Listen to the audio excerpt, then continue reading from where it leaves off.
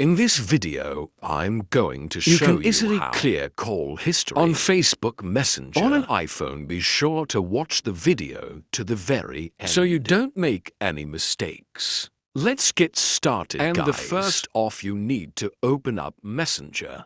After that, to just enter a conversation here. As you can see, I have some audio calls history.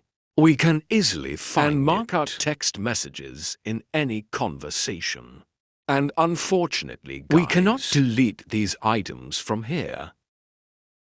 Because the only way how we can clear history with a particular user, call history, is just delete the conversation itself. To do that, swipe to that left top at more.